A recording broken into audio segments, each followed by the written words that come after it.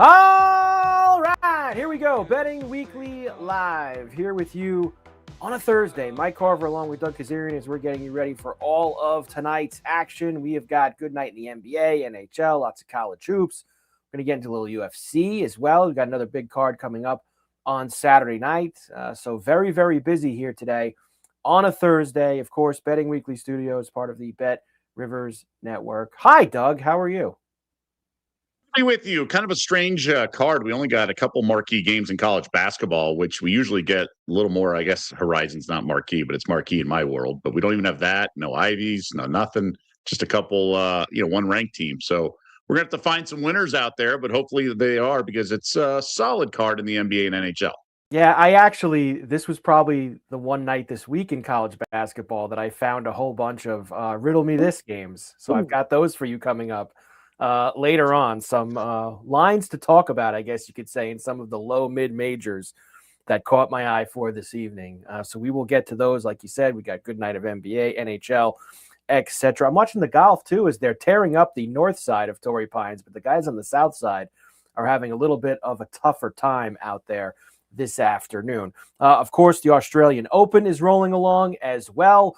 The guys have been doing an unbelievable job with that. Make sure you go on your Bet Rivers app as we've got the men's semis coming up later tonight / through the overnight, depending on where you are. Enter the bonus code BWAO26, that's the letter O, in your Bet Rivers app to get a $10 bonus bet to use on an Australian Open wager. That code again, BWAO26. Offer expires on January 31st, must be 21. Eligible players only. Gambling problem, call 1-800-GAMBLER. Also, when you log into Bet Rivers, you can receive a daily Australian Open profit boost to use on the day's matches. So there you go, Australian Open coming up tonight, the men's semis. All right, Doug, you mentioned it. Let's start NBA for this evening because we do have 8 games tonight. We'll start with the TV games, which is Prime. Prime's got the doubleheader this evening. I guess they must be like Doug, contractually obligated to take some Wizard games. The Wizards and the Bucks are on Prime Video tonight, just after 7 o'clock East. Bucks -2 at Bet Rivers, 223 flat the total. Well, obviously, with the NBA trade deadline a week away, a lot of hoopla surrounding Milwaukee. We know that Giannis isn't playing, but still, there's distractions to say the least. You got Jay Crowder also calling out Doc Rivers.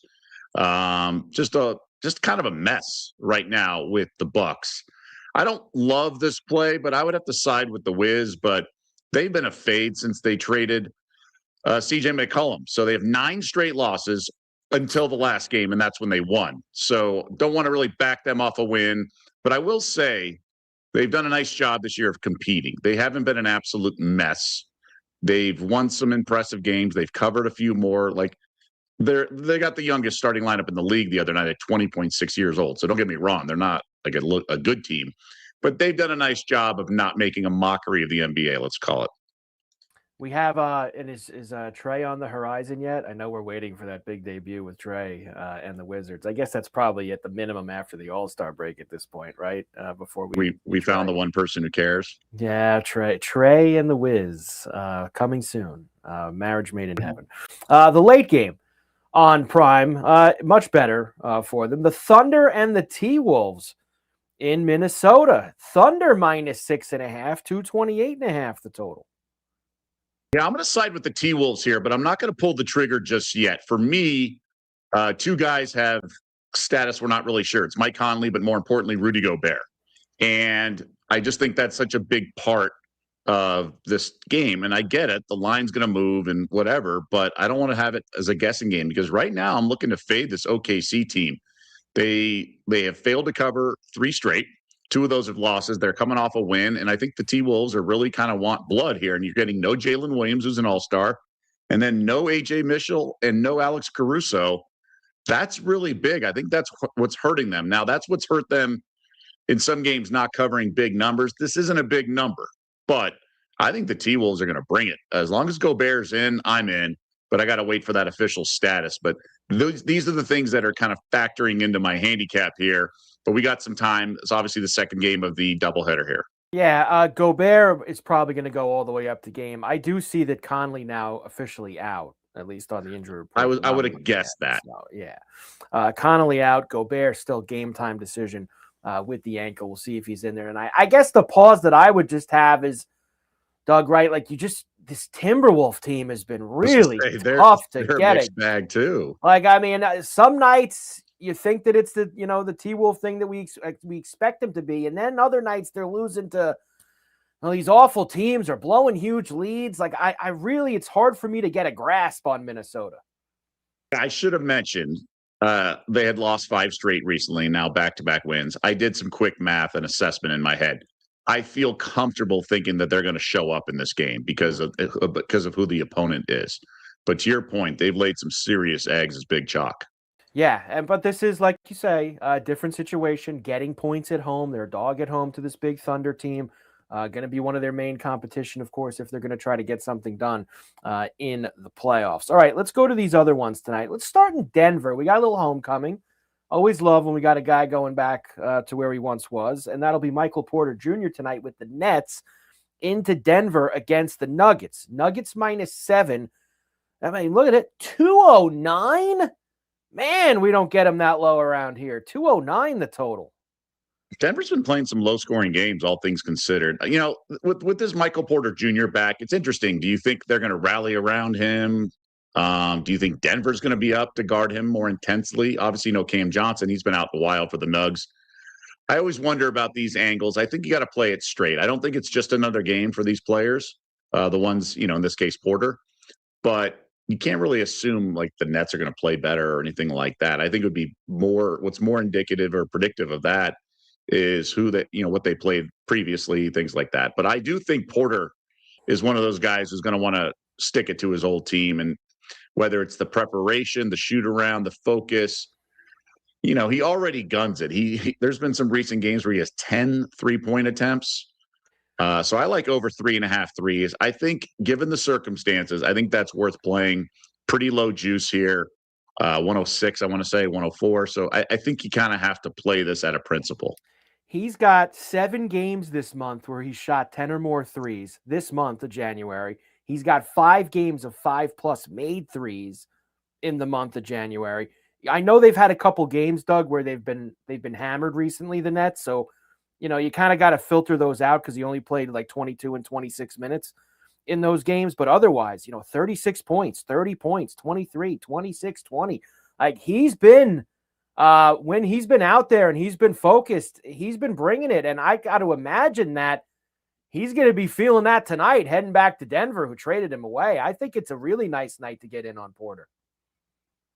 Yeah, you just wonder if he's going to try too hard or, maybe. And there's also the chance he drives to the basket too, right? So I think it's the right play. We've seen this with Klay Thompson. We saw this with Tatum in the first game after the Olympics facing Steve Kerr. I mean, it's not traded away homecoming, but it's still, you got an extra edge and axe to grind slighted. So ultimately, these are usually good bet on spots, but there's no guarantee. I mean, he could easily go 3 for 7 and have 28 points by driving to the hoop, right? Yeah. Getting fouls and whatnot. And Denver's pace, I want to say, is a little slower than most. That's why we have the low total. But all in all, it's a play. Let's go to Philadelphia next. Sixers and the Kings here. Brendan, I will get to you in one moment there with the conversation. Sixers -11.5 right now with the Kings in town. 230.5 is the total. I mean, what more can you say about this Kings team? They're 1-5 ATS in their last 6. Now have the Sabonis trade rumors. Philly is coming off a good little 1 or 2 wins. I think I just have to lay it. The Sixers' firepower compared to Sacramento's, it's just night and day. We just saw the Kings play in New York. It was tie game in the fourth quarter at one point, and they lost. They couldn't cover 14. So I just think the Sixers' firepower, the coaching edge of Nick Nurse over Doug Christie, I can only play the home team minus the chalk. I know it's big number and all that jazz, but I mean, I can't get involved with Sacramento here. I mean, they're not up to snuff, for lack of a better word. Now, Saturday, who they have on deck, they being the Sixers, it's New Orleans, so nothing to be focused on. So I think they're going to, they can open up a can tonight on this bad Kings squad. You bring something up here. Like, what is the Kings' fascination with getting rid of good good players. Like it is pretty amazing that they just love doing it. Whether it's Halliburton, you're talking about maybe Sabonis. Fox, I guess, didn't want to be there anymore. So it goes that like the Kings can just never get it right, Doug. Yeah, I mean, I guess I understand the Halliburton for Sabonis flip, right? I think both teams did better, but the reason they got rid of Halliburton is because they had Fox, and then they ended up trading Fox. Right. And then the story recently is like they're looking for a point guard on the market. It's like, well, you had two. Yeah. I don't really know. I think it's a laughable organization across the board. They had a nice run in the late 90s, early 2000s, and that's it. Other than that, like, it's bad ownership, bad front office. And we're seeing this in the NFL when you hire bad people. And it's just so amazing that, I don't want to say 85% of the league can have really shrewd front offices and things like that. And you just have these punching bags. And I don't know why someone can't clean this stuff up. I mean, the Clippers got rid of Donald Sterling. Then Ballmer comes in. You get some competent people in the front office. Now, are they batting 1,000? No, but no one does. But they're not having disastrous moves like Sacramento. I just think there's so much that goes on. We've seen players talk about how dysfunctional things are. What was some guy that was traded? He's like, man, this is your practice facility. So it's just kind of funny where you just see, what Mark Cuban did with Dallas, put the money into the team, had the most assistant coaches, daycare on site for the player, like just all this stuff. And then you have an organization like Sacramento. Yeah. Speaking of trades, I'll go back to Brendan there because I know that it was on the bottom. And Brendan had said to see our former Toronto star DeRozan wasting away in Sacramento. Well, he did go and sign there, didn't he? I don't think that was a trade. DeRozan went and signed in Sacramento, so you get what you get. Here it is. Who would you guys want to see Giannis traded to, and do you think he actually goes to? Those are two very different things. Who you would want him to go to, Doug, and who he actually will go to.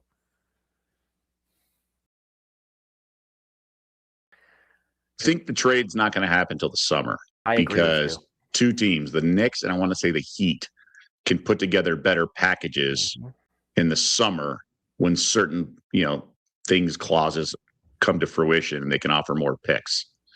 I also think Milwaukee can just tank and sit him the final 4 to 6 weeks or whatever.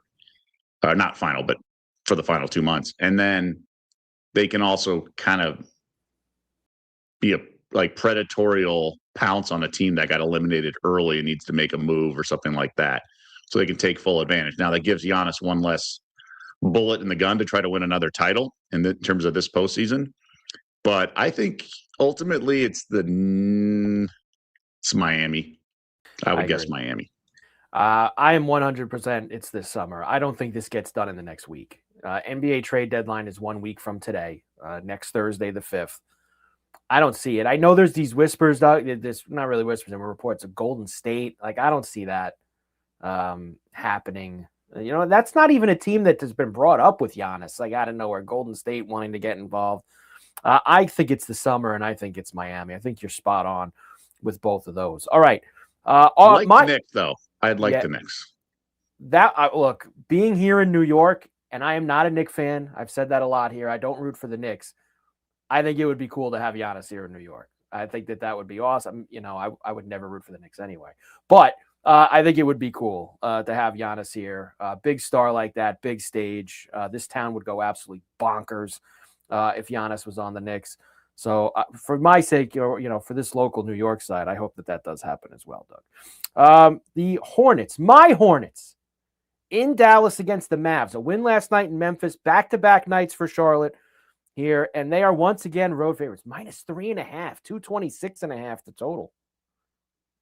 Favorites. Dallas also played yesterday, so that's important to keep in mind. True. No Najee Marshall. That's a big one. Now, Flag's expected to go, but this is a Dallas team that obviously has no AD. Don't forget that. So no Najee Marshall.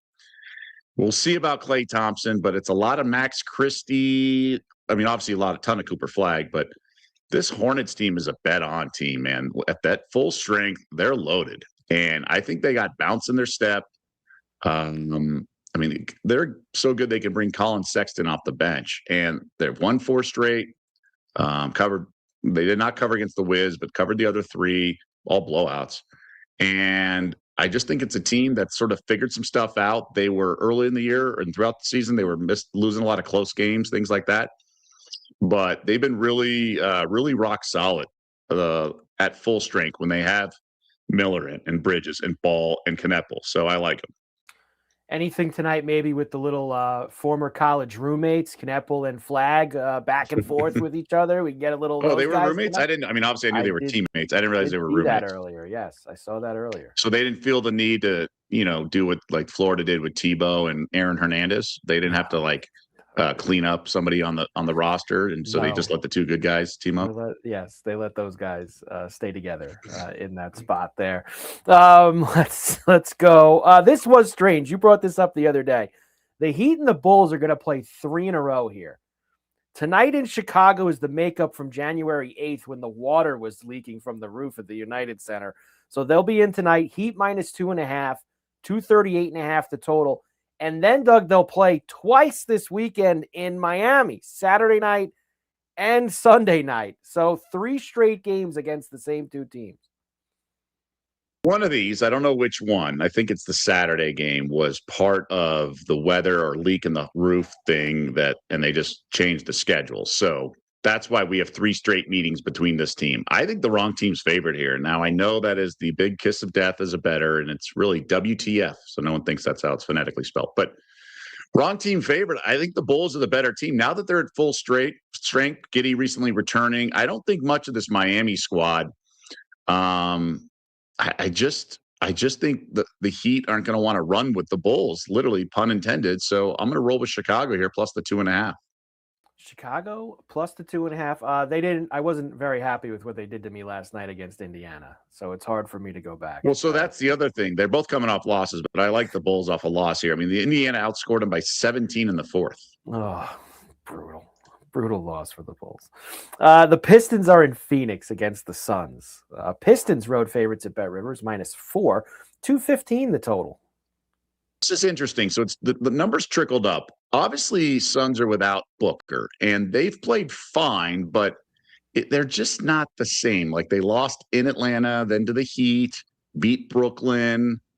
They beat some of the weaker teams, although they got the nice win against the Nets. I think this is a tough ask, but to me, this is about the total, and it's trickled up a little bit. I still like the over. They faced each other earlier this year, a couple of weeks ago, and it landed 213, okay? And both teams were kind of not good. So the Pistons shot under 30% from 3. Phoenix shot 37, but they're going to do that because they have those shooters. Cade was terrible in this game. 3 of 16 shooting, including 0 of 7 from downtown, including 4 of 9 from the free throw line. So a completely off game. And this game still got pretty high to 213. So I think we're going to, look, it's not the only way to look at things and everything, but styles make fights. It's all matchups. I think these teams can get up and down. And I think both are going to be physical. And I could see, I could see both teams sort of just getting in the bonus early and stuff like that. The only other game left tonight that I didn't get to yet, the Rockets are in Atlanta against the Hawks. And the Rockets are 4.5-point road favorites here. These two teams both played last night as well. The Hawks won in Boston. Rockets, of course, lost to the Spurs. 223 is the total. Now, the Rockets really haven't been scoring much lately, Doug. Can we go under that 223? Probably. This Hawks team's interesting. Since trading Trae Young, they've been excellent. And some really impressive wins. This will be a good litmus test because Houston blew the game yesterday against San Antonio. They were up 9, I want to say, in the 4th quarter, lost by double digits. It was all Spurs. Got a little revenge from the previous night. But this Hawks team, really impressive. Just won in Boston last night on a little bit of a roll, 4 straight wins. I don't really get it. I mean, I know that they have Jalen Johnson, but although he's questionable, so make sure he plays. But I don't think the Rockets should be road favorites. I know the metrics love them. The analytics love them. So I would say Hawks or pass for me. In terms of the total, probably under.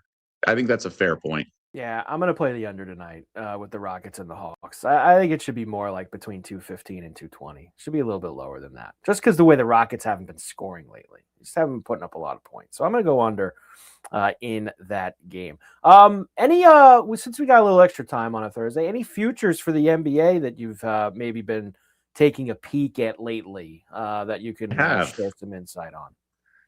Yeah, so there's a few I want to discuss. They're all division prices. So let's start as I get out my divisions because we all know them by heart, right? Southeast. Charlotte is 5 games back. I mentioned how much better they're playing, and their things are starting to fall into place. Now they're looking up at 3 teams, but I don't think much of Orlando or Miami. Miami's been up and down all year. Orlando just can't figure out their offense. They've been a disaster. They had lost 4 straight before winning in Miami, and the Hawks have been really good. So those 2 teams, I think, are worth a flyer. Now the Hawks are plus 500 because they're only a game and a half back of both Miami and Orlando. I think that's a bet. I also think the Hornets, just again, different unit size, everything, 30-1 is worth it. They're only 5 back. They are bringing it, and they are well coached. I think one of those 2 teams is going to win. Obviously, I think Atlanta's more likely, but I'm not as impressed with Miami and Orlando. And if Atlanta's only a game and a half back and they figured it out, and who knows, they may make another move the trade deadline. They're supposedly in the Giannis sweepstakes as well, although remember, he's going to be out a month or so. But I like those teams to kind of get it together, and they traded Trae Young. They like where they are. I think those are the 2 teams you want to back in this Southeast division. Man, you look at that 30-1. They're only 5 games out. There's a bunch of other teams, but yeah. Yes, there's obviously Orlando, Miami, Atlanta, all there, but it's not like they're 10 games out. They're only 5 games out for a price like that. Right. I gave you guys Clippers 50-1, and now it's 10-1. It certainly is, as the Clippers are now 6 back of the Lakers for first in the Pacific division right now. And what about the Atlantic? The Sixers in the Atlantic, they're closing some ground. So this is another log jam. 4 teams separated by 3.5 points. The Sixers are the long shot at 3.5. I don't know, man. 25-1. They're starting to figure their stuff out, and let's work down the other teams. Toronto, we know they're the Raptors, right? They play hard, all that good stuff. They could very easily win the division, but they're not exactly like insurmountable. Okay. Boston looks like Tatum's not going to come back. And the last 10 games have been kind of what we expected coming into the season. They're about 5-5. Teams are sort of figuring them out. The new car smell of this lineup and everything has come back to earth. I mean, they were analytically and net rating wise, like the second best offense in NBA history, the first 30 games or so. So, and then the Knicks, I mean, look, they've been kind of spiraling at times with Mike Brown. They've had some injuries. Karl Anthony Towns, 4 straight games, not surpassing 17 points. These Giannis rumors are affecting him and his sort of feelings. He's all up in his feelings because he's been tossed around in Giannis trade rumors. So there's stuff away from the court and things like that. Again, Nick Nurse, probably the best coach of all those teams, right? So 3.5 back. They have a nice little, stretch here where they play some easy teams. Then it gets hard. So they got Sacramento and New Orleans at home. And then they go to the Clippers, Warriors, Lakers, Suns, Blazers, a 5-game road trip. But I think they can squeeze 3 out of 5 there. I really do. And either way, I just think, there's a lot of question marks with the other teams. So why not 30-1?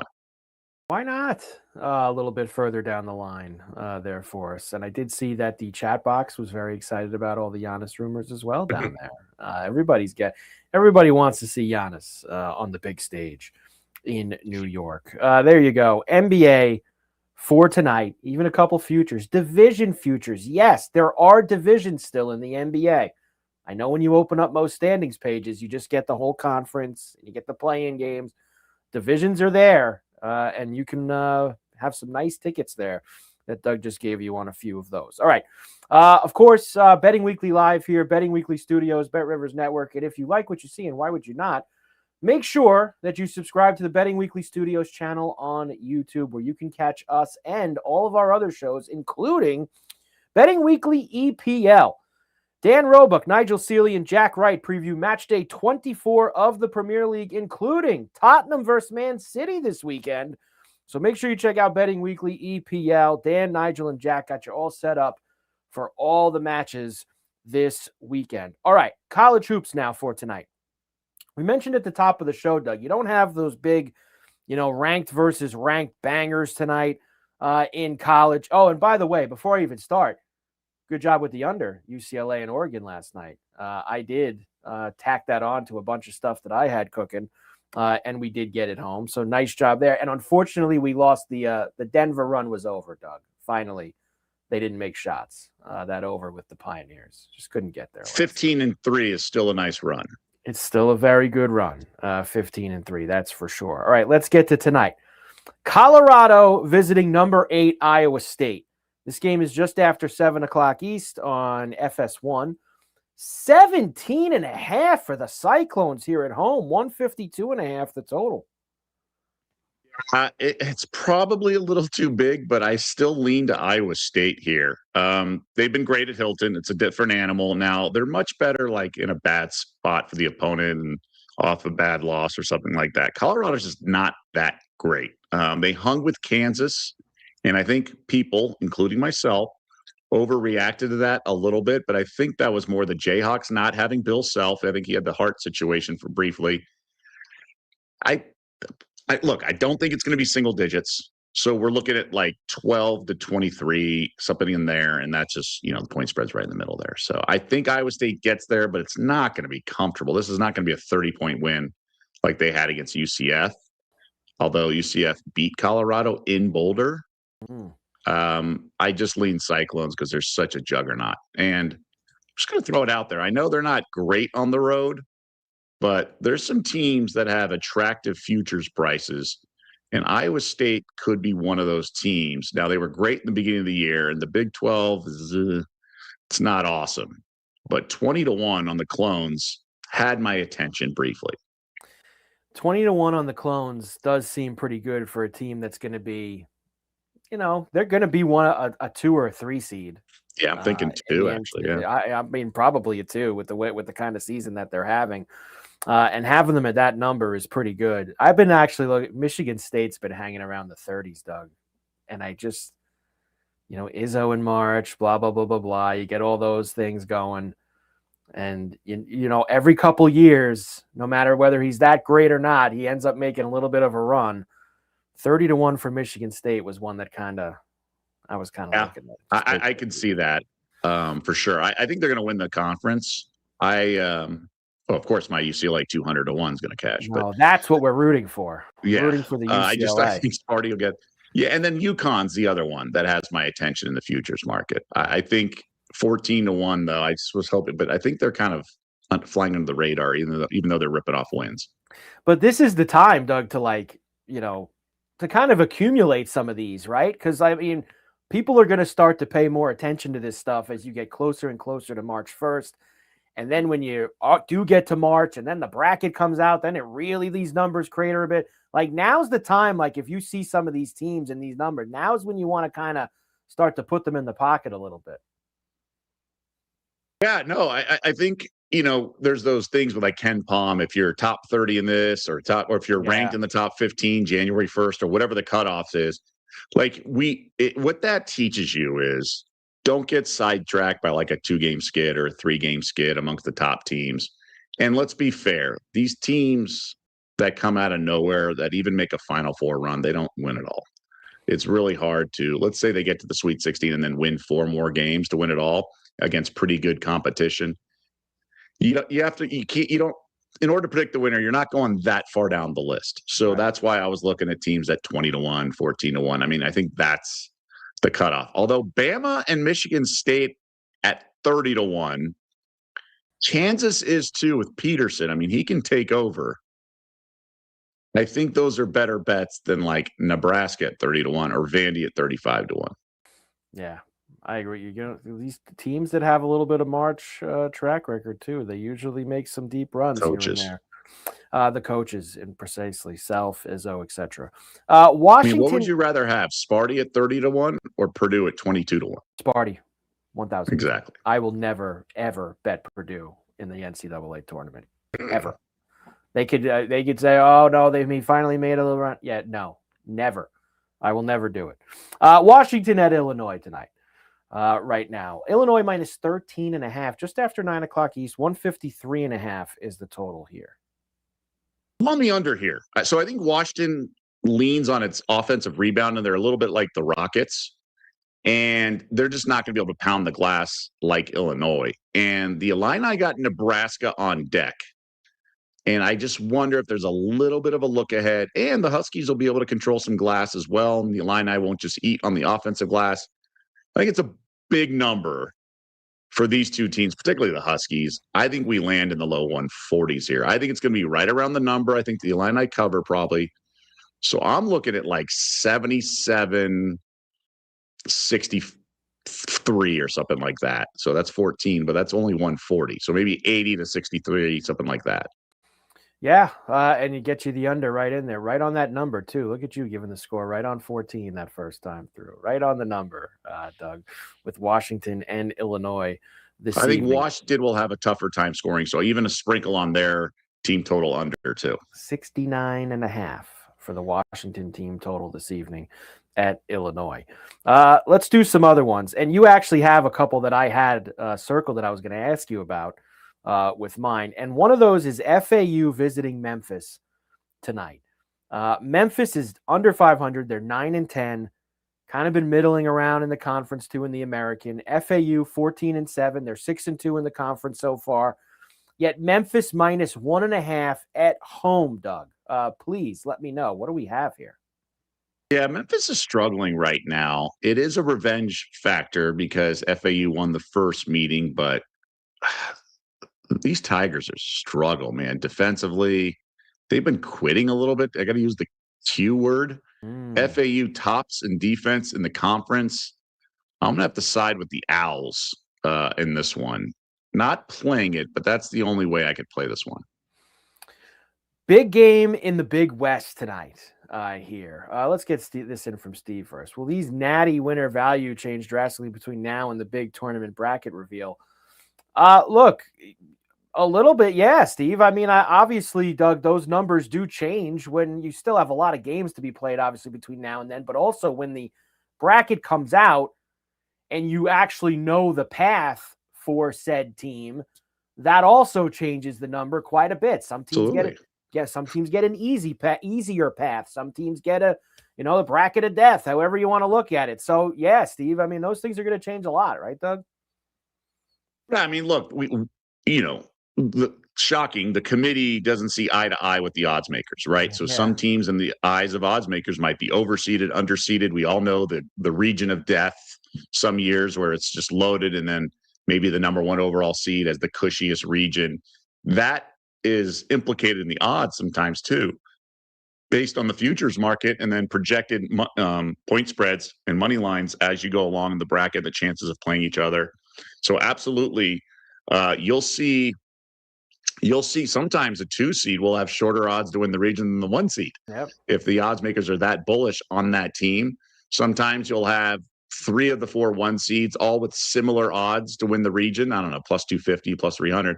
And then one of them will be like 6-1 or something. If it's like a soft 1 in a stacked region, and maybe not even that, but like the path is probably the toughest 4 seed if they face them in the Sweet 16, things like that. So absolutely, it is never going to be equally precisely as commensurate with all the seedings.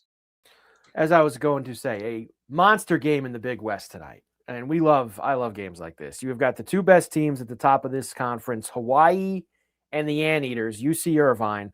Irvine minus 2.5, 141.5 is the total. I like the under here tonight. Now, they played a game in the 60s when they played a couple weeks ago. So it was, about 20 points under this, Doug, when they were in. And I just think this is going to be back and forth tonight. Don't want to get involved with a side, really, but I think this is going to be a really good one with Hawaii and Irvine. Yeah, they met on the Big Island earlier this year, and Hawaii won late, the final seconds. These are clearly the 2 best teams and 2 best defenses in the conference. Hawaii's defense, though, not nearly as good on the mainland than at home. And I think they're shorthanded tonight, too. I like the under. 4 of the last 5 meetings between these teams have gone under as well. So there's some coaches' familiarity. I think under, when you have the stakes this high, the only 2 teams 7-2 in conference, stakes are this high. I think you get measured possessions. I think you get intense defense. I think refs swallow the whistle. I think this is a really strong play. I love it. Hawaii and Irvine tonight, under 141. But I like Irvine.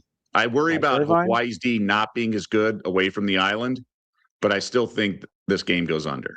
There you go for tonight. Elsewhere, like I said, I went digging on a few that caught my eye. Let's go to the Southern Conference. The great East Tennessee State U.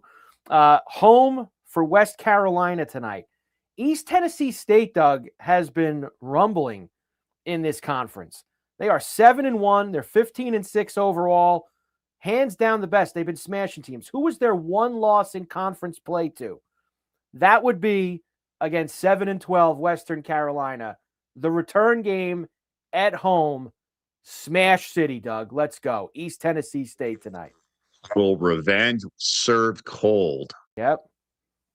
Let's get it. I love it. I love the angle. Got to try to find a few on a night like this. We got to try to dig deep for a couple of them. The other one that a couple others caught my eye. Liberty tonight against Middle Tennessee. Now this line, actually, you could kind of look at it and go, why? What is happening here? Liberty 17-3, 9-0 so far in conference play. They have been outstanding in Conference USA, 9-0. Middle Tennessee hasn't been bad, 5-3. But Liberty, the short road favorite here tonight against the Blue Raiders. Can we go Liberty? I'm going to defer to you on this one. They're the better team. That's what I'm thinking. And they're playing better, but I will say Middle Tennessee's had the entire week off, right? So they could be really ready to bring it. So that would be my only pushback. And my riddle me this game of the night comes back to the Coastal. We were there last week, if you remember, and I thought it was weird that UNC Wilmington was such a big dog at William and Mary. At least William and Mary's good. Here we are again now. UNC Wilmington, 7-1 in the conference, 18-3 overall, and yet they are 1.5 dogs at lowly Townsend tonight, who is 4-5 in the conference, 12-10 overall. Yet Townsend favored over the mighty Seahawks this evening, Doug. You know what that means. Give me Townsend minus the 1.5 against UNC Wilmington. You added a few letters to that, by the way, the Townsend. You've added a few letters. I added a couple in there. Yeah, this line stinks worse than an outhouse. So I don't know what is going on. Conventional wisdom would think Wilmington should be like minus 4.5. Yeah. So, I mean, shaky line there. I'm in. I'm just trying to see what Ken Palm has. I mean, if guys are out, that's one thing. Ken Palm has Wilmington by 1. Wow. Give me the Tigers. Give me the Tigers tonight. I'm taking it. Let's finish by going to the ladies' side for this evening. And you do got a couple of bunch of ranked teams playing on the ladies' side here on Thursday night, including Duke with the trip down to Miami to see the Hurricanes. If you guys remember, in early December, we played LSU at Duke, and we were laying around 15.5, 16.5, and it landed 16. Mulkey took her foot off the gas, didn't want to score 100. She had done it in every game because Kara Lawson is the coach of the Blue Devils, former assistant with the Celtics, former colleague of mine at ESPN. She's the head coach of Duke, and she's the coach of Team USA. But since then, the Blue Devils have ripped off 11 straight wins, and they're 9-0 in conference play. They've been trucking opponents. They're really in a groove. Now, Miami has had a nice January, 6-1 ATS this month, and the games they've lost are like at Notre Dame, at Carolina, like some really impressive showings. They lose by single digits. They did get blown out against Clemson, but I think Duke pulls away and wins by 20, 17-20. Miami can hang around. They have a couple nice shooters, but I think all signs point to the Dukies here on the road. They're just in a really good groove, and Kara's done a wonderful job with them, and I think that's the play. There you go. Dookies tonight, minus 12.5 in Miami against the Canes. So good night of college hoops that we have for us this evening. All right, let's go to hockey now as we have ourselves a fun night on the ice. Nice job, but 15 games in the NHL tonight. That's right. It is a full boat, including the entire league. Let's we think we're too short. We got 32 now, so too short. You're missing one game from having the full ride. And we'll start with this because they played last night. We were on the Islanders last night at the horse track against the Rangers, and now they flip it around and come back at the Garden, home and home, back-to-back nights. Islanders are minus 139, Rangers plus $1.12. This total is a flat 6. From what I saw last night, Doug, the Rangers have officially, they have packed it in. They're done. Tried to tell you, Islanders were the play. And then you get before the game that they're not even going to play their best player now until they trade him, which is Panarin. So they put Panarin on the shelf. Last night they didn't even play the Islanders' better goalies. Sorokin's playing tonight in the Garden against the Rangers. This is bad news for the Rangers tonight, Doug. I'm going right back to it. It's the Islanders. In fact, I'm probably peacocking a little bit here, but I'm going to have a little fun, and I'm going to go after some Happy Meal plays. Sorokin to have a shutout plus 950. New York Ranger alt total under 1.5 goals plus 270. I'm gonna have a little fun with some Happy Meal bets that the Rangers don't even score any goals tonight. So the home and home thing, right? Like, don't you think the team that loses wants it more the next night? If this was a situation where you had a team that actually cared, I would say yes. But I think that there is so much lack of anything. You listen, and even the guys afterwards, you watch the Ranger players and Sullivan after the game, you could just tell that Panarin thing probably hit him too. They're like, the season's over. They are. I think that for the Rangers right now, Doug, I think we continue to hammer them here up until this Olympic break. And then when we come back from the 3 weeks off, maybe there's some better folk. Minds are a little clearer, and maybe they can get back on the horse a little bit. But they have not been playing well at all, and it's I think it's going to spiral out of control here after putting Panarin on the shelf. Who am I to get? I love me some teams tanking and rolling over. There's not many in the NHL. I mean, pretty much everyone's still in it. At this point, you really don't have anybody in the standings aside from the Rangers are really the only team in the East that you could say is starting to drift away from the pack. They're now, I believe it's 13 points clear of a playoff spot. And everybody else is within single digits. In the West, Vancouver's really drifted. We'll get to them in a moment. But everyone else is still kind of within single digits. So I think we just go after the Rangers again this evening, and maybe we get fun, a little lucky with a couple of those other fun plays, the under 1.5 and the shutout for them tonight. Elsewhere, Blackhawks at Penguins we see on the board there. Blackhawks plus 150, Penguins minus 195. We have that. Let's go to Buffalo because I saw you bring this up too, and I was going to go there also. Kings are in town against the Sabres, who have won 19 of their last 23. They are minus 137. The Kings have won 3 in a row, and they've got a couple wins to start this very long road trip that they're on. They won in St. Louis. They won in Detroit the other night. Total's a flat 6. What do we got? I think the Sabres, it's hard to get in front of the Sabres. If in the NBA, if a quote-unquote bad team's won a few in a row, you kind of want to fade them, right? They don't know how to sustain success and play, execution, play as strong. Usually teams motivate off losses are better to back.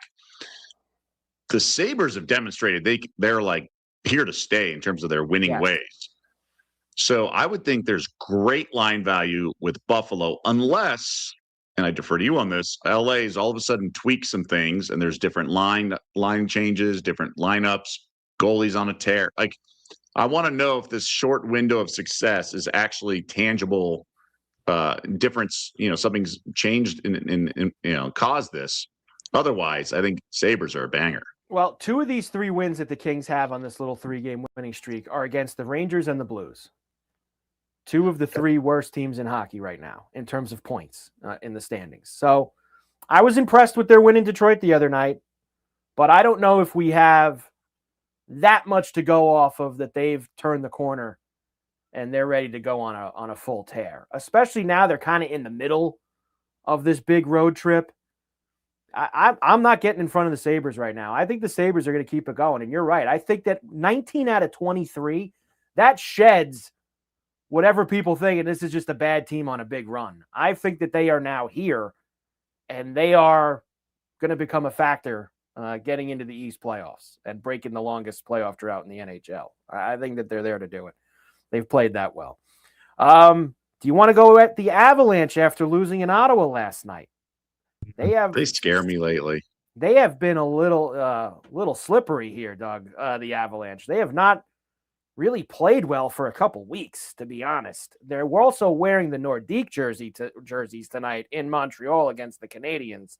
Ooh. And I root against them just on principle because it's such a money grab that they wear the old Quebec Nordique jersey. So I think I'm not going to play it, but I'm rooting for the Canadiens tonight. We're Sega 95 when you need it. Right? You need, Joe Sakic in the Nordique jersey before moving out to Colorado. So good 99 one. Speed, I believe, on that. Nashville's in Newark against the Devils tonight. You have got Winnipeg in Tampa. Tampa's a very big favorite, of course, this evening at home. Washington in a weird spot, too.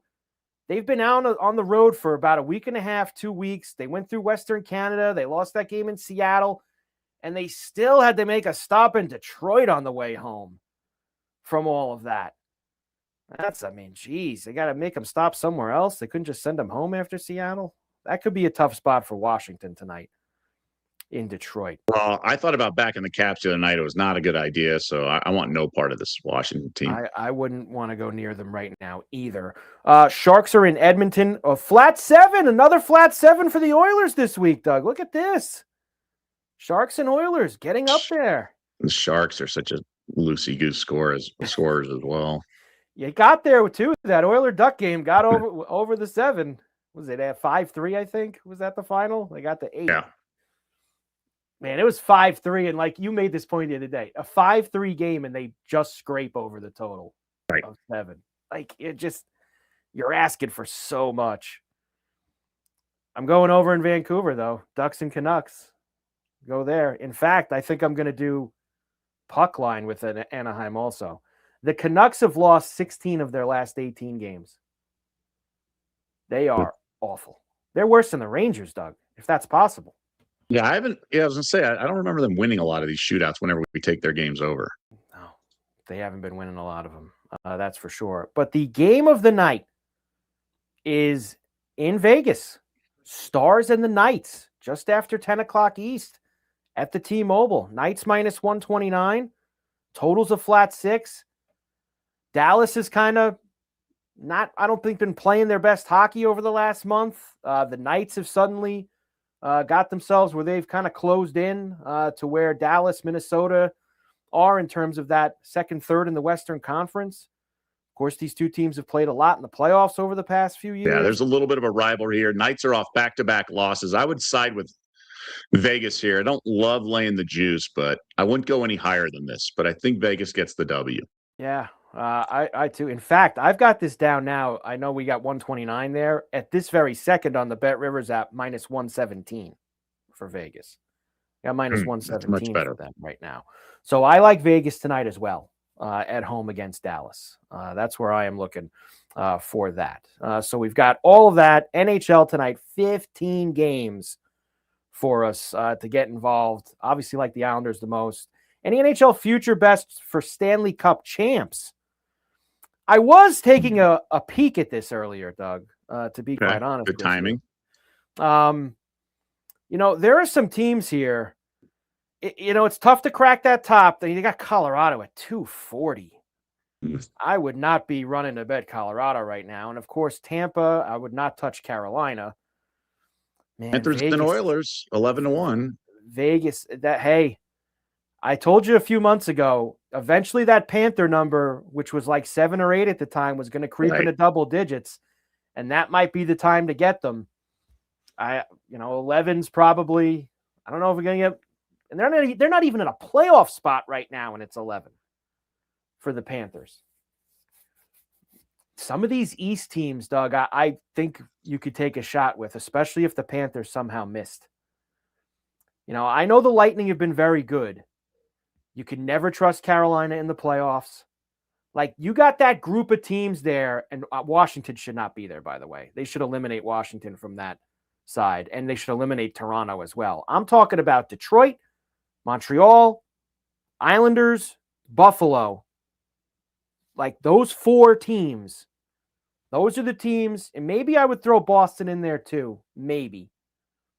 Those are the teams, Doug, I'm looking at that if I want to take a shot with somebody in the East. Montreal's 40, Detroit's 40, Buffalo's 50, the Islanders are 75. The Islanders are 75 to 1. So those are to win the Cup, obviously, not to win the East. But I don't think it's especially if Florida somehow missed. I think the East is going to be real wide open for any of those teams, maybe to go on kind of run that Florida went on a few years ago. So could have some fun with that. I think the West, honestly, Doug, it's Colorado, Dallas, like Vegas. I guess maybe you've got to put Edmonton in there because they've been to the last 2 finals, but I can't go a little deeper than that. As fun as it would be to take some 100-to-1 ticket on Anaheim or one of these other. Anaheim's not going to make the Cup final winning 7-5 every night. They're just not going to. That's just not going to happen. So there you go. NHL for us here. We mentioned the Australian Open at Bet Rivers. We've got the men's semis tonight. Enter the bonus code BWAO26 in your Bet Rivers app to get a $10 bonus bet to use on an Australian Open wager. That code again, BWAO26. That's the letter O. Offer expires on January 31st. Must be 21. Eligible players only. Gambling problem, call 1-800-GAMBLER. Also, when you log into Bet Rivers, you can get a daily Australian Open profit boost to use on that day's matches. So get involved, Australian Open here for tonight. UFC 325. So rare thing here, Doug. We had UFC last Saturday night, 324. Bang, we come right back in Australia this Saturday. For 25, we've got Volkanovski on the card, among others. Anything you're seeing for UFC this week? A little bit. Let's start with that main event. Volkanovski, it's a rematch of a fight from last year as I get out my notes. I think it was April when he faced Lopez. Like, I just think it just favors him. Now, typically, you don't want to back older fighters, and he's 37, Volkanovski, but he has such better defense. And now he only had a successful 1 of 11 takedown attempts in the previous meeting, but forced his opponent to play a lot of D. He's shorter, few inches shorter, but only 1 inch disadvantage in reach. So it's not that pronounced. And he can just grind out rounds. And I think if this goes the distance, like it did last April, I think Volkanovski is going to have the edge in just grinding out wins of rounds because of the damage he can create. Now, I don't think the fight's going to end early because the last time Lopez was KO'd was 2018. So his chin will take it.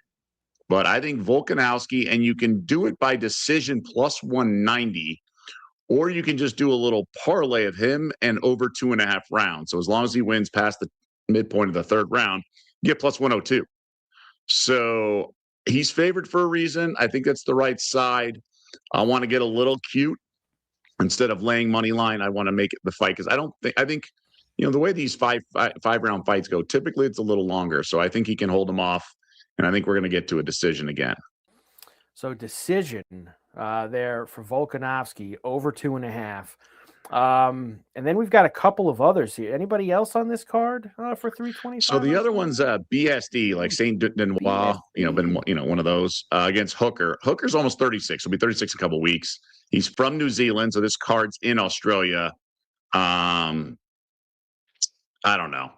This is striker versus grappler. Grappler usually prevails. I think BSD will do that. He's won 3 fights. He won 3 fights last year. So he had 2 subs, and the last one was via decision. I just don't think there's line value here. People will want to put it in a parlay piece, but I still think 360 doesn't do much for your parlay, especially in the UFC when underdogs win all the time. So I would just pass it. But if I had to play it, I'd go with the favorite here. And what about But this? you can get a sub. You can get a sub plus 143. Okay. So that could be a fun way to do it. There you go. Plus one. See, I need these because I told you I went to the wrong place for my UFC last Saturday night and I ended up losing. What about this roughie to finish it off? So, yeah, it's like Huffy, I think, because he's, Brazilian, Ruffy. and they pronounce it with an H.